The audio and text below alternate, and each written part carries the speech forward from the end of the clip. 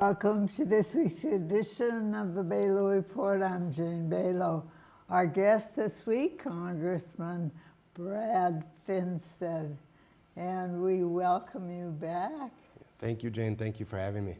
Oh, well, it's been a long time. It has, and I was just so excited to come back here and to be able to have a conversation with you and the people of southern Minnesota, but also it was an opportunity for me to come back and say thank you for serving our community and for being a bright, shining star that we need in our country that promotes good, healthy dialogue of our civic engagement and our need to be involved on the political side and on the public service side. Thank you. And so today I brought you some gifts in honor of your years of service and your reputation and your just amazing gift to our community. I was honored to have a flag flown over our United States Capitol in your honor, and then a congressional certificate of recognition of your service to our community and your years of service, and just honoring you however we can. So just thank you for what you've done for our community and what you will continue to do. You know, times have changed. You know, there's Fox News that has everybody from Washington and DC. Yeah. It comes right into your living room. Yeah, and what we see from a national media perspective is it seems to be driven obviously by ratings, and a lot of those ratings seem to push from the extremes. And so if you watch an average, evening newscast on one of the major networks that are trying to create a political narrative, and that narrative seems to be very emotionally driven, very divisive. And rarely do you have conversations where you get to, dig into the issues and have an intellectual conversation about the future of our country and the needs that we have as a country, but also the opportunities. And so it's people like you that offer a conversation for us right here locally. But it's one of the challenges that we face as a country right now. We're very emotional as a country. And when we're emotional, we seem to be driven towards things that make us mad, sad, happy. And when we're doing that, we miss the opportunity to have a reasoned conversation with intellect, the ability to maybe agreeably disagree with each other, but still know that the USA is our goal and our focus, and a better life for our kids is what we're all fighting for. And so it's nice to see news people and folks like you that are still committed to just having healthy conversations for our country. And you're almost talking me into continuing. Yeah. That would be my hope. We need more of you, not less of you. Yes, we do. We do. All right, the Farm Bill is one that you've been working on for a long time, and it's a subject of a lot of conversation. How are you coming? Yeah, so the Farm Bill is a 5-year bill that Congress reauthorizes every 5 years. We are now in the 6th year of the last Farm Bill, so it was extended 1 extra year. And what we've seen right now is the House, the U.S. House has passed a bipartisan Farm Bill that has made it through the Ag Committee process. Democrats and Republicans alike working together to put a bill together, which I think most average, everyday American would like to, that we like to see people working together, and we were able to do that in the House. We're now waiting for the Senate, the United States Senate, to put out their bill. So right now they keep talking about and operating under the context of they have a framework. And, I'm a farmer from the New Ulm area. When I hear some of those things, I think, well, you got together and on the back of a bar napkin wrote a few ideas and you're calling it a framework. And so we really, the Senate owes it to the American public to put their bill out there so we can actually see what's in their bill, what policy positions they're taking in a bill form. In the House, our bill is over 950 pages long. And over 10 years, it accounts for $1.6 trillion of funding.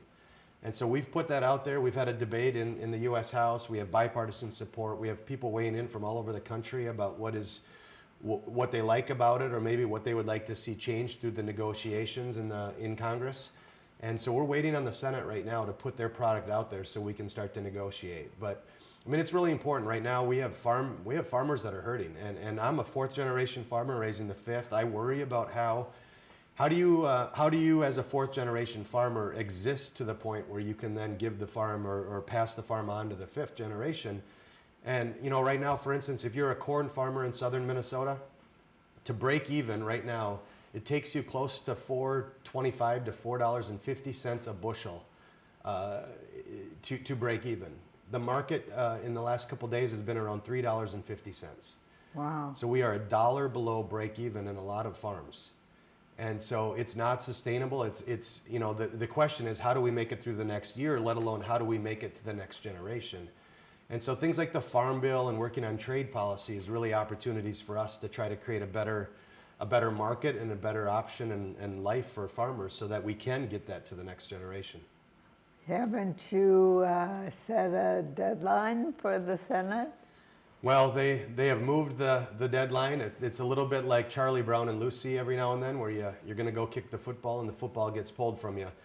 But we have had multiple checkpoints throughout the last year where we've wanted the Senate to do something, and they haven't put it out there yet. So they have you know, we have the election around the corner, and I feel like this is getting drug out and caught up into the election year politics of, you know, who's going to win where and who's going to have the opportunity to be a leader in the Senate on this issue after the election. But at the end of the day, that's just gamesmanship that the American people are sick of. And, you know, the need is right now. We have work to do. And my hope is when we go back to Washington in the next week and a half here, that we can have adults get in the room and say, all right, let's get this done in the next couple months. So going into the next planting crop next year, farmers will have more understanding and security of what the new farm programs look like. What's the biggest problem they face? It's money, but is it markets or trade policy or what? Yeah, so it's kind of the perfect storm in farm country right now. So we have a really depressed market. And on top, you know, so when you're looking at $3.50 corn and you know it takes $4.50 to break even, that's tough.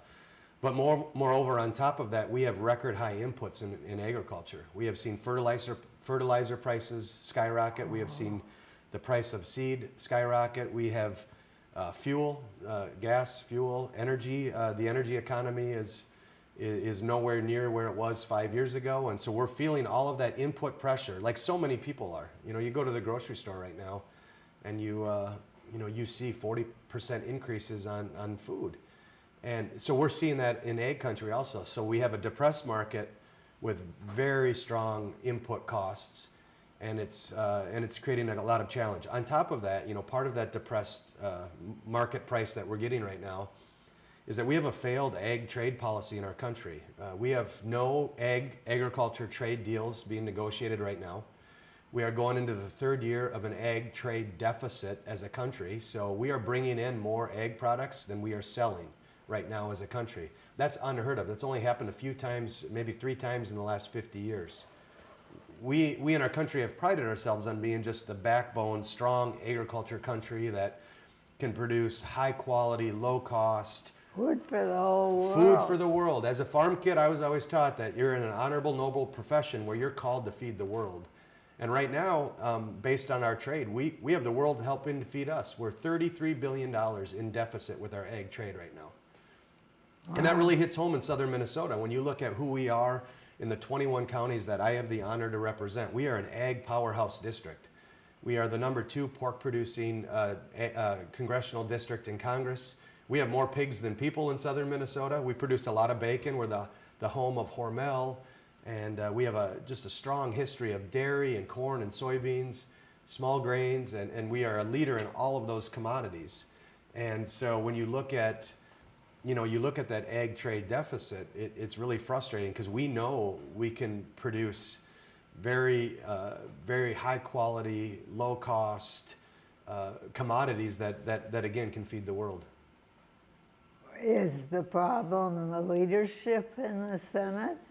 So the problem is the leadership in the White House. So the president instigates and enacts new trade deals and trade conversations. We have not been at the table in the last 3.5 years with any ag trade conversations, with any new potential trading partners. And so you look at the risk that's in front of us. We have no new ag trade deals. On top of that, we kind of have a lot of eggs in one basket in Asia.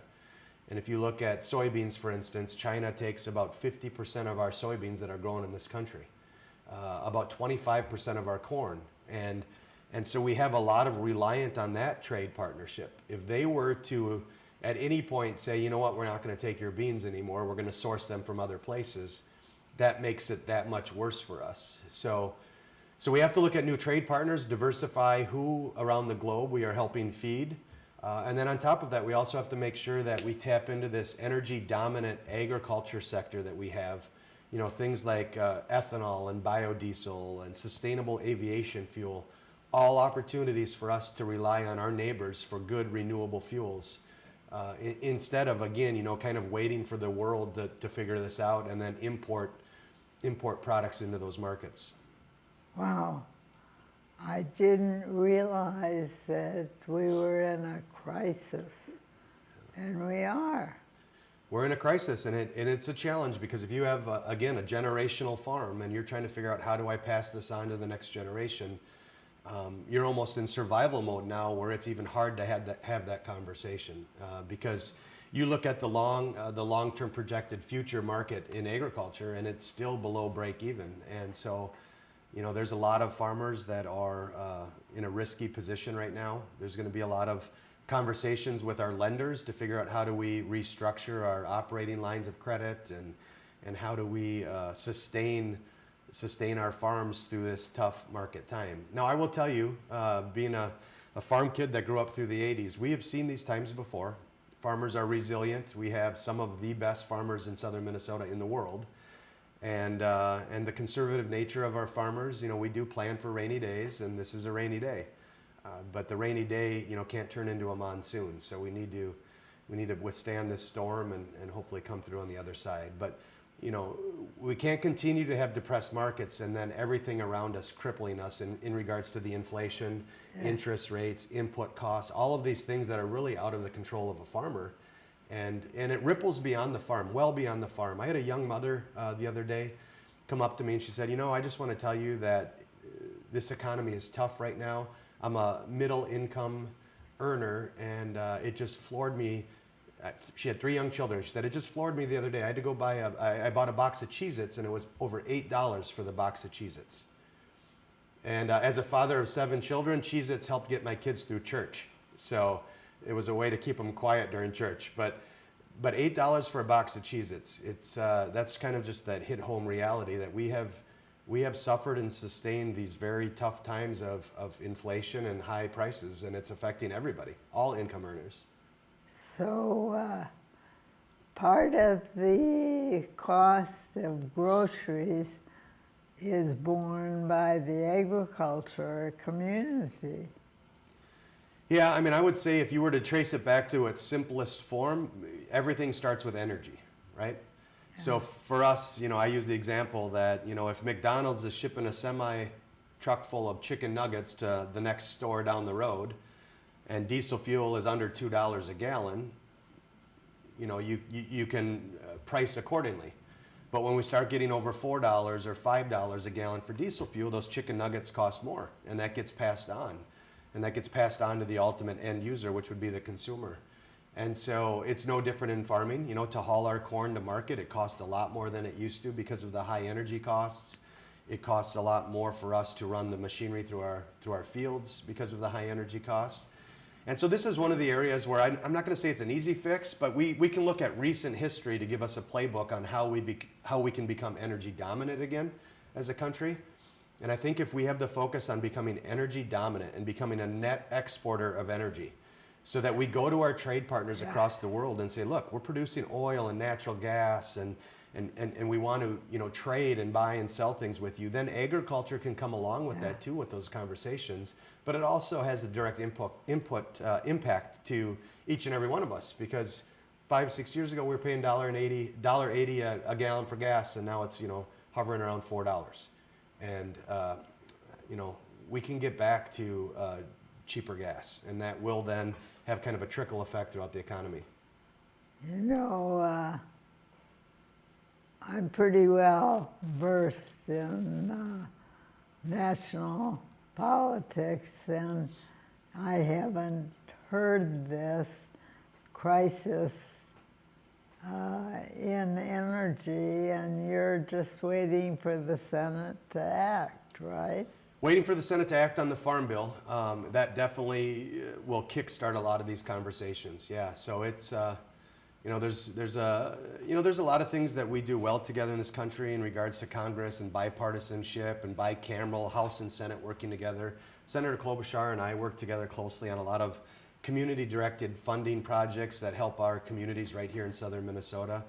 But this is an area where I am really strongly calling on the Senate to wake up, to get back to work, and to put a farm bill out there so we can negotiate. And again, like I said earlier, the Farm Bill over a 10-year period is $1.6 trillion of spending. Out of that $1.6 trillion of spending, $1.2 trillion of it goes to nutrition programs. So things like SNAP, the old food stamps program. And these are programs that, are intended to provide our neighbors a hand up, not just handouts, but a hand up, and helping, people climb the ladder in that American dream. And that is at risk also with the Senate dragging their feet and not putting a bill out there for us to negotiate. Wow. Well, good luck, and we'll follow you because of that. Yeah, no, it is something that I say this quite often, that if we as a country and we as Congress have ever need more, if we have ever needed more adults in the room, then now I don't know when.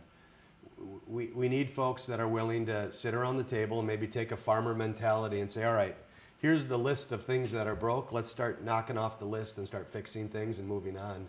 And the risk that we have is maybe twofold. One, it's dishonoring the legacy of those that went before us to give us the greatest country in the world, to sacrifice with blood, sweat, and tears, everything that they had to make sure you and I had a better life than they did. And then you look at our age and our era, and we have to ask ourselves, are we doing that? Are we sacrificing what we need to sacrifice? Are we being the adults in the room to fix what's broke so our kids will ultimately have a better country than we have? And I don't think people feel good about that right now. I think that there is a lot of things that are upside down and bizarre that don't make sense and that need to be addressed, and it's our time to do that. So it's my hope to continue to find whoever wants to work on those issues. I say this quite often, that I'm beyond the R and the D on your sweatshirt. I want the USA back on the sweatshirt, and if you're willing to work on things that help the United States of America and advance us to a place where we are better than we are right now for our kids, then I'll seek you out and work with you on these things. Good. We're glad you're there. Thank you. All right. Besides the Farm Bill, what are you doing? Yeah. So, we're in the August recess right now. So in Congress, we're in the 118th Congress. We have, a lot of really serious issues in front of us. The Farm Bill, obviously is one. The budget of our federal government is something that we're currently debating right now in Congress. We have, in the last 20 years, we've went down a path of omnibus bills. So essentially saying we're going to fund all buckets of government with one vote and one bill. And it makes it really tough for, someone that is elected to, fight for specific projects, fight for specific programs, fight for specific communities that are in need. Because everything gets put into this big bucket and you're told to either vote yes or no. And if you want to vote yes, you most likely have to plug your nose because there's a bunch of stuff in there that's garbage. And it's just not a good way to do government. And it's most likely one of the lead factors in how we got to be $35 trillion in debt in this country. And so in the House, we've been pushing really hard to pass appropriation bills one at a time. So if we're going to talk about funding our military and funding the Department of Defense and our young men and women that are serving in our country, then let's have that debate and that vote, just on that. Let's not include that with some sort of water project or egg policy or whatever else, but let's just have that debate. So we've been making our way through that process in the House. I will tell you that the muscle memory to do that has been lost in Congress. It used to be what what we did and how we operated, but for, again, the last 20 years, it's been more of a different process. So it's been a lot of hard work to get people back on track to try to do that. But we're making progress, and I think it's going to be the most healthy thing that we can do as Congress to have robust, healthy debates about, you know, very specific topics of government, and then we vote yes or no on that, and then we move on to the next one. And so that's what we are in the process of right now. We go back into September to do that. Part of that process in August on the recess is to make sure that I have the opportunity to be out and about as much as I can, visiting with, you know, constituents from the South Dakota-Minnesota border to the Wisconsin-Minnesota border and every county in between, to get feedback on, you know, what are the issues that are keeping them up at night, what are the things that they want me to work on their behalf for. It is not lost on me at all that, you know, I have the honor to sit in the people's seat of Southern Minnesota. It doesn't belong to me or a politician or a party, it belongs to the people of Southern Minnesota. And so August is really about just trying to have conversations and make sure that I'm educated on the local issues, and then take that back to Washington and help finish the process of the appropriations bills, you know, having a seat at the table talking about some of the unrest that we have across the globe. Those are issues that we are talking about and debating in Congress right now, whether it's, you know, Russia invading Ukraine and what's going on there, or Hamas and Hezbollah and what they've been doing to Israel and the Jewish population, and a lot of the rising tensions that we see happening, you know, across the globe, to make sure that we in Congress are aware and prepared to act when needed, and to make sure that, you know, God willing, we avoid any sort of escalation and need for a military to intervene. And how do the elections look for control of the Congress and the two houses? Yeah, so in the House right now, we have a 4-seat majority. For a while there, we had a 1-seat majority. It was the tightest majority that we've seen in 100 years in our country. And so that makes things tough, because one member of either party really can just stop productivity. And we saw it happen over and over again. So in the House, though, now we have a 4-seat majority as Republicans. We have a lot of great candidates running all over the country, a lot of hardworking, you know, average everyday Americans that have raised their hand and stood up and said, I want to serve my country by serving my neighbors in Congress. So I feel good about our candidates, feel good about the message that we as Republicans have, and that message is pretty simple. It's really family pocketbook issues. It's, you know, if we as a country have ever need to focus on the family, it's right now. We have to make sure that that $8 box of Cheez-Its isn't $8 anymore, and that the gallon of gas is under $2, and that we have economic prosperity and opportunities. And really that allows us then to restore the hope of the American dream, and really kind of create that, you know, pride in our country and hope in our country that we are on the track to leave our kids something better. And I think that message is what I'm hearing from people all over the district, and so I feel like our message resonates with that.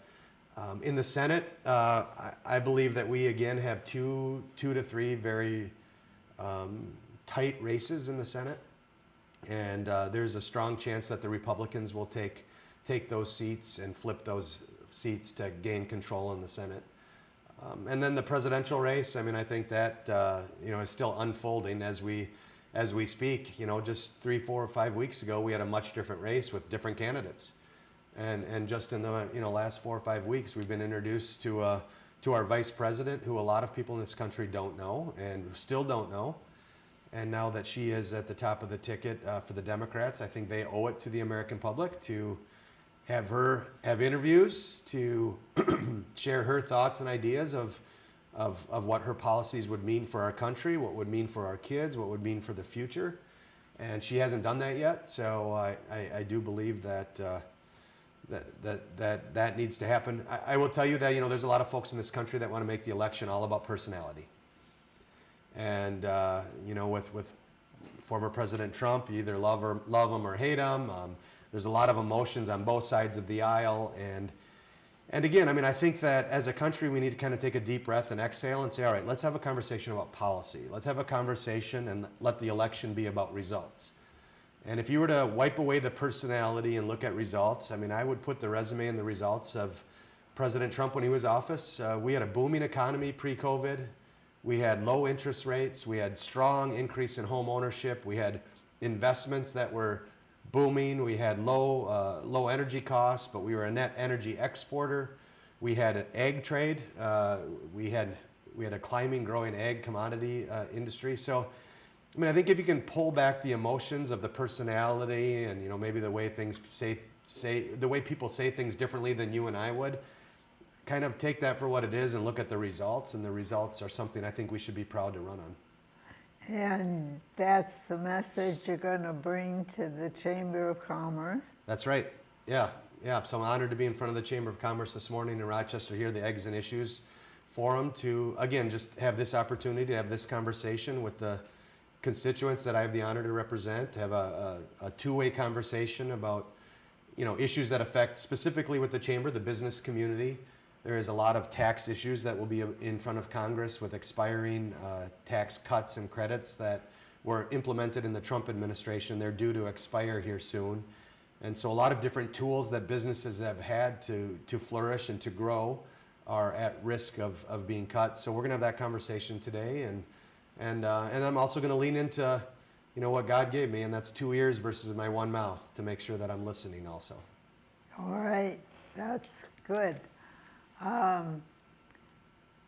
We're down to our last 4 minutes. So whatever you'd like to say to our viewers. Yeah, well, first of all, I just want to tell you thank you. Thank you for your service to our community. Thank you for your reputation that you've earned. And you've been fair. You've always been someone that I think we need more of. You know, I long for the day when I was a kid when we watched the news at noon and at 6 and listened to some farm reports, and we got the weekly newspaper and we actually read and listened, and there was, you know, community interest stories. We got to know people and to dig into details. And now we live in a much different time where everything is so fast-paced and it's exhausting the way we get our news, and we don't even have time in a day to kind of fact check to see, is this even real or not? And you've always provided that, a little bit longer forum just to have a conversation. And, you know, I think most people that have watched your shows over the years can say, well, I never turned that show off at the end thinking I don't know where people stand on things. So that's a very strong kudos to you for your work here. But I would just say it's an honor of a lifetime. It's been an honor of a lifetime to serve my family, friends, and neighbors of southern Minnesota. You know, I've been very open about how my life goal is heaven, not Congress. But I think that a lot of times we are called to live uncomfortably comfortable in the world, and sometimes that means leaving everything on the field and trying to work your hardest to make sure that you're taking care of your community and your backyard. And my Norwegian grandfather always taught me that whatever you're doing, whether it's cleaning the hog barn, serving on the church board, the township board, the county board, leave it better than you found it. And so I feel like that's what I've been working on doing in Congress, and I think that as a country, it's something that we all should take note of and try to take that lesson to heart, that, you know, whatever we're doing in our personal capacity, as neighbors, as family, as friends, as civic leaders, as journalists, you know, let's really strive to make sure that we're doing things to leave it better for our kids. So I'm honored to be with you again today. Thank you. And thank you for your gifts and recognition. Yeah. Oh, that's very nice. And thank you, Brad Finsted. And we wish you luck and goodwill and appreciation for all you're doing. Thank you. For the farm communities and the rest of us who are all eaters. So, thank you. Thank you. Yeah. All right, thank you, our viewers, for your interest in farming, in the best blessings that the agriculture community adds to our lives. And we'll be with you again next week, same time, same channel. Have a very good week.